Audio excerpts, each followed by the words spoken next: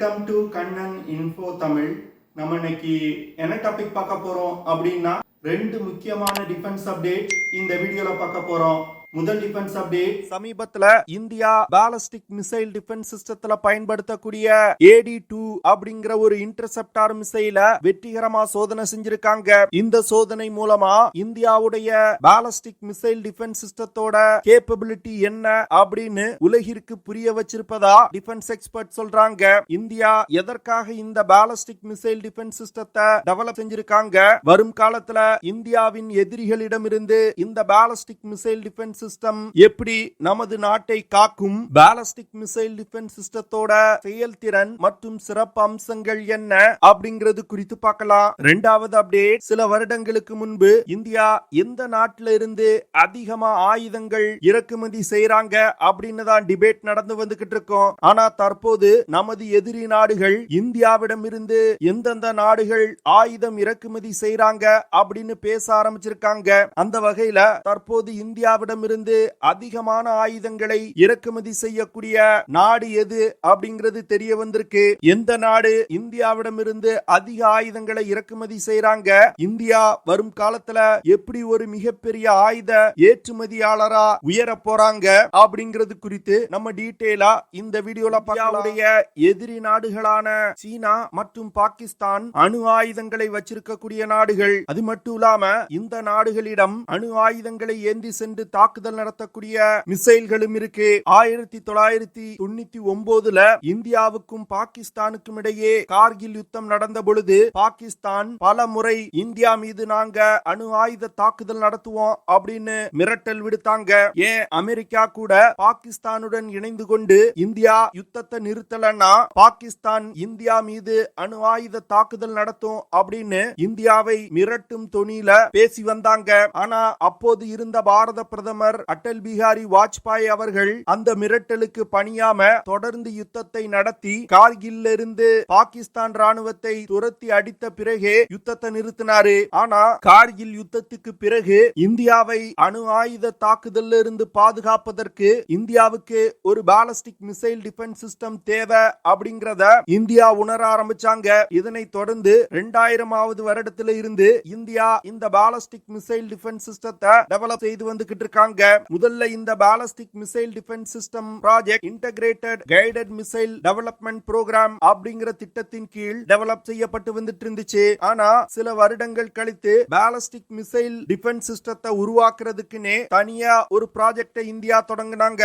இதனை தொடர்ந்து பல வருட உழைப்புக்கு பிறகு பாட் அப்படிங்கிற பிருத்திவி ஏர் டிஃபென்ஸ் சிஸ்டத்தை இந்தியா வெற்றிகரமா 2006வது வருடம் சோதனை செஞ்சாங்க. இந்த சோதனைக்கு பிறகு AAD அப்படிங்கிற அட்வான்ஸ் ஏர் டிஃபென்ஸ் மிசைல 2007வது வருடம் சோதனை செஞ்சாங்க. இதுல பிருத்திவி மிசைல் எண்டோ அட்மாஸ்பியரிக் ரேஞ்சில இருக்கக்கூடிய பாலிஸ்டிக் மிசைல்களை தாக்குவதற்காக இந்தியா உருவாக்குனாங்க. அதாவது பூமியில இருந்து 40 கிலோமீட்டர் உயரத்துல உள்ள மிசைல்களை தாக்குவதற்காக பாட் அப்படிங்கிற எண்டோ அட்மாஸ்பியரிக் மிசைல் உருவாக்கப்பட்டது. அடுத்து AAD அப்படிங்கிற அட்வான்ஸ் ஏர் டிஃபென்ஸ் மிசைல எக்ஸோ அட்மாஸ்பியரிக் ரேஞ்சில இருக்கக்கூடிய மிசைல்களை தாக்குவதற்கு இந்தியா உருவாக்குனாங்க. கிட்டத்தட்ட பூமியில இருந்து 50 கிலோமீட்டர்ல இருந்து 180 கிலோமீட்டர் உயரத்துல இருக்கக்கூடிய பாலிஸ்டிக் மிசைல்களை அழிப்பதற்கு இந்த AAD2 மிசைல் உருவாக்கப்பட்டது. இந்த சோதனைகளை நடத்தி முடித்தவுடன் பாலிஸ்டிக் மிசைல் டிஃபென்ஸ் சிஸ்டத்தை வெற்றிகரமா உருவாக்கிய 4வது நாடா இந்தியா உருவெடுத்தாங்க. அதாவது அமெரிக்கா, ரஷ்யா, இஸ்ரேலுக்கு அடுத்து இந்தியா 4வது நாடா பாலிஸ்டிக் மிசைல் டிஃபென்ஸ் சிஸ்டத்தை வெற்றிகரமா உருவாக்குனாங்க. பாலிஸ்டிக் மிசைல் டிஃபென்ஸ் சிஸ்டத்தோட ஃபர்ஸ்ட் ஃபேஸ் வெற்றிகரமா இந்தியா முடித்ததனால அந்த சிஸ்டங்களை இந்திய தலைநகர் டெல்லியை பாதுகாப்பதற்காக டிப்ளாய் செய்யப்பட்டிருப்பதா சில செய்திகள் வெளிவந்திருக்கு. ஆனா இந்த விஷயத்தை இதுவரைக்கும் இந்திய அரசாங்கம் ஓபனா வெளியில் சொல்லல. பாட் மற்றும் AAD மிசைல்களை இலக்கை நோக்கி வழி நடத்துவதற்கும் டார்கெட்டுகளை ட்ராக் செய்வதற்கும் இந்தியா ஸ்வாட் லாங் ரேஞ்ச் டிராக்கிங் ரடாரை பயன்படுத்துறாங்க. இந்த இந்த ஸ்வாட்ஃபிஷ் ரடார் இஸ்ரேல் நாட்டின் கிரீன் பின் ரடார பேஸா வச்சு இந்தியா டெவலப் செஞ்சிருக்காங்க. பல்வேறு சிஸ்டங்கள் ஒருங்கிணைக்கப்பட்டதுதான் ஒரு பாலிஸ்டிக் மிசைல் டிஃபென்ஸ் சிஸ்டம். அதாவது long range radar systems, command and control station, interceptor missiles போன்ற பல விஷயங்கள் பாலிஸ்டிக் மிசைல் டிஃபென்ஸ் சிஸ்டத்துல ஒருங்கிணைந்து செயல்படும். இதுல ரடார்கள் டார்கெட்டை கண்டுபிடித்து ட்ராக் செஞ்சிட்டு இருக்கும் பொழுது டார்கெட் குறித்தான இன்புட்டை கமாண்ட் அண்ட் கண்ட்ரோல் ஸ்டேஷனுக்கு அனுப்பும். அந்த கமாண்ட் அண்ட் கண்ட்ரோல் ஸ்டேஷன் எந்த இடத்துல இருக்கக்கூடிய மிசைல் பேட்டரியில இருந்து மிசைல ஏவி தாக்குனா எளிதா டார்கெட்டை இன்டர்செப்ட் செய்ய முடியும் அப்படிங்கறத டிசைட் செய்து ஆட்டோமேட்டிக்கா மிசைலை லான்ச் செய்யும். இப்படிதான் ஒரு பாலிஸ்டிக் மிசைல் டிஃபென்ஸ் சிஸ்டம் நம்மை நோக்கி வரக்கூடிய பாலிஸ்டிக் மிசைல்களை கண்டுபிடித்து தாக்கி அளிக்கும். DRDO நிறுவனம் இந்த பாலிஸ்டிக் மிசைல் டிஃபென்ஸ் சிஸ்டத்தை உருவாக்குவதற்கு பல வருடங்களா வேலை செஞ்சிருக்காங்க. அது மட்டும் இல்லாம பல்வேறு புதிய டெக்னாலஜிகளை உருவாக்கி இருக்காங்க. குறிப்பா ரடார் சீக்கர்ஸ், மிசைல்ல பயன்படுத்தக்கூடிய மோட்டார்ஸ், இன்டர்செப்டார் மிசைல்களை திசையை மாற்றி பறக்க வைப்பதற்கு தேவையான jet vanes, mission control softwares, சென்சார்கள் போன்ற பல சிஸ்டங்களை டெவலப் செஞ்சிருக்காங்க. பாலிஸ்டிக் மிசைல் டிஃபென்ஸ் சிஸ்டத்தோட ஃபர்ஸ்ட் பேஸோட வேலைகள் நடந்து கொண்டிருக்கும் பொழுது செகண்ட் பேஸுக்கான வேலைகளையும் DRDO தொடங்கிட்டாங்க. செகண்ட் பேஸ்ல AD1 மற்றும் AD2 அப்படிங்கிற ரெண்டு இன்டர்செப்டார் மிசைல்களை உருவாக்குவதற்கான வேலைகளையும் DRDO ஈடுபட்டிருந்தாங்க. ஆனா முதல்ல பாட் அப்படிங்கிற பிருத்திவி ஏர் டிஃபென்ஸ் மிசைல உருவாக்குனாங்க. இந்த மிசைல சோதிப்பதற்காக பிருத்திவி 2 மிசைல்ல சில மாடிஃபிகேஷன் செஞ்சு அந்த மிசைல டார்கெட்டா பயன்படுத்தி பாட் இன்டர்செப்டார் மிசைல வச்சு இன்டர்செப்ட் செய்து சோதனை நடத்தினாங்க. பிருத்திவி 2 மிசைல பாட் மிசைல் 50 கிலோமீட்டர் உயரத்துல இருக்கும் பொழுது தாக்கி அளிச்சிருக்கு. அதே பிருத்திவி 2 மிசைல பயன்படுத்தி AAD மிசைலையும் வெற்றிகரமா சோதனை செஞ்சு முடிச்சிருக்காங்க. தற்போது இந்தியா செகண்ட் பேஸ்ல சோதித்த AD2 மிசைல் 15 கிலோமீட்டர் தூரத்துல இருக்கக்கூடிய டார்கெட்டை மிக துல்லியமா தாக்கி அளிச்சிருக்கு. இந்த மிசைல இந்திய கடற்படையின் ஃப்ரண்ட் லைன் வார்ஷிப்புகள்ல இணைத்து பயன்படுத்துவதற்கு இந்தியா திட்டமிட்டிருக்காங்க.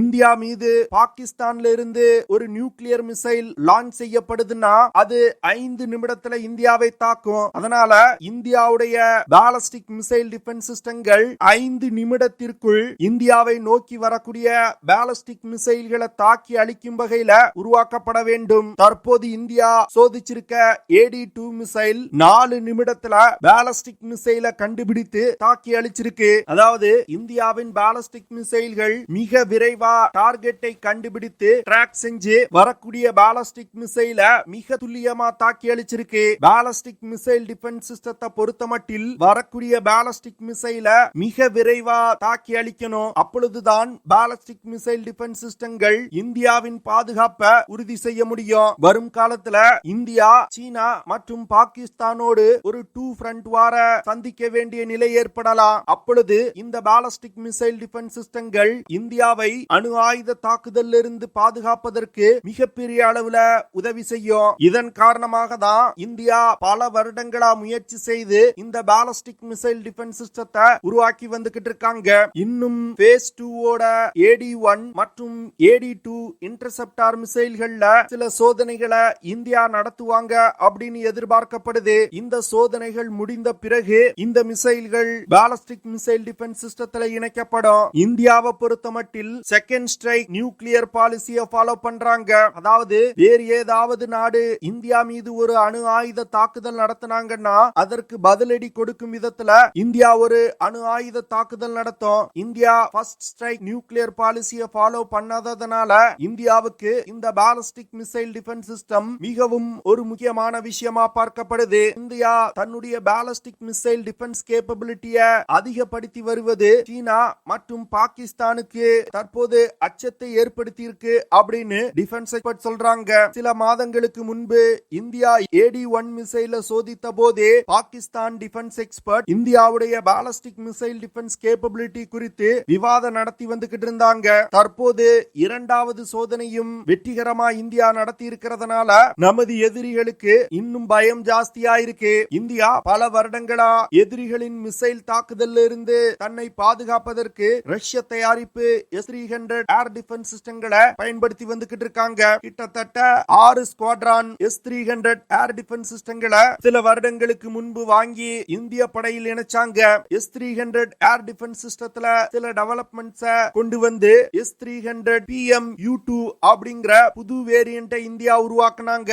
அந்த புதிய S-300 ஏர் டிஃபென்ஸ் சிஸ்டங்கள் இந்தியாவின் பல இடங்கள்ல டிப்ளாய் செய்யப்பட்டிருக்கு. கூடுதலா சமீபத்துல உலகின் தலை சிறந்த air defence சிஸ்டமான S-400 air defence சிஸ்டத்தை ரஷ்யாவிடம் இருந்து வாங்கி டிப்ளாய் செஞ்சிருக்காங்க. இந்தியா ஆர்டர் செஞ்சிருந்த 6 ஸ்குவாட்ரான் S-400 ஏர் டிஃபென்ஸ் சிஸ்டத்துல 3 ஸ்குவாட்ரான் S-400 ஏர் டிஃபென்ஸ் சிஸ்டத்தை ரஷ்யா சப்ளை செஞ்சிட்டாங்க. உக்ரைன் ரஷ்யா போர் காரணமா மீதமுள்ள 3 ஸ்குவாட்ரான் S-400 சப்ளை செய்வதற்கு கால தாமதம் ஏற்பட்டு வருது. அந்த 3 ஸ்குவாட்ரான் S-400 ஏர் டிஃபென்ஸ் சிஸ்டத்தையும் இன்னும் கூடிய விரைவில் ரஷ்யா சப்ளை செய்வாங்க அப்படின்னு எதிர்பார்க்கப்படுது. இந்தியா உள்நாட்டிலே டெவலப் செஞ்சிருக்க பாலிஸ்டிக் மிசைல் டிஃபென்ஸ் சிஸ்டம், ரஷ்ய தயாரிப்பு S-300 மற்றும் S-400 ஏர் டிஃபென்ஸ் சிஸ்டத்தையும் இந்தியா பயன்படுத்துறதுனால இந்தியா மீது எந்த ஒரு நாட்டாலும் அணு ஆயுத தாக்குதல் நடத்தவே முடியாது அப்படின்னு டிஃபென்ஸ் எக்ஸ்பர்ட் சொல்றாங்க. பார்க்கலாம் இந்தியா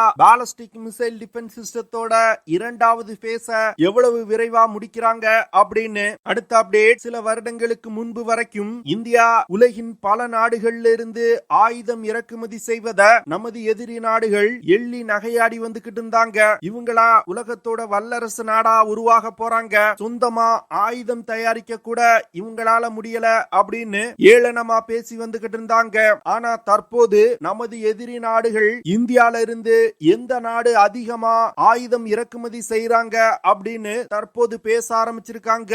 அதுவும் குறிப்பா துருக்கி மற்றும் பாகிஸ்தான்ல இந்த விவாதங்கள் அதிகமா நடைபெற்று வருது. சமீபத்துல துருக்கி ஊடகங்கள் இந்தியாவிடம் இருந்து அதிகமா போன வருடம் இறக்குமதி செய்த நாடு அர்மீனியா அப்படின்னு சொல்லியிருக்காங்க. கிட்டத்தட்ட $600 மில்லியன் அர்மீனியா இந்தியாவிடம் இருந்து ஆயுதம் இறக்குமதி செஞ்சிருக்காங்க.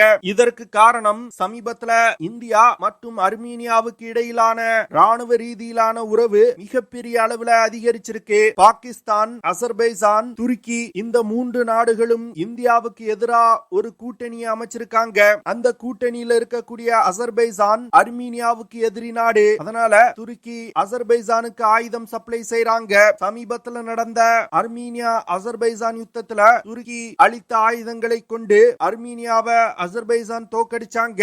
இதன் காரணமாக அர்மீனியா தற்போது இந்தியாவின் உதவிய நாடி இருக்காங்க. அதனால இந்தியா அர்மீனியாவுக்கு தற்போது மிகப்பெரிய அளவில் ஆயுதங்களை ஏற்றுமதி செஞ்சிருக்காங்க. குறிப்பா சொல்லணும்னா multiple rocket launchers, anti tank rockets, mobile radar system, covered howitzers, mountain gun system, anti drone system போன்ற பல ஆயுதங்களை இந்தியாவிடமிருந்து அர்மீனியா இறக்குமதி செஞ்சிருக்காங்க. அர்மீனியா தவிர பிலிப்பைனும் இந்தியாவிடமிருந்து மிகப்பெரிய அளவில் ஆயுதங்களை தற்போது இறக்குமதி செய்ய ஆரம்பிச்சிருக்காங்க. வியட்நாம், இந்தோனேஷியா போன்ற நாடுகளும் இந்தியாவின் பிரம்மோஸ் மிசைல்களை வாங்குவதற்கு பேச்சுவார்த்தை நடத்தி வந்துகிட்டு இருக்காங்க. அதனால வரும் காலத்துல இந்தியாவுடைய ஆயுத ஏற்றுமதி மிகப்பெரிய அளவுல வளர்ச்சி அடையும் அப்படின்னு சொல்றாங்க.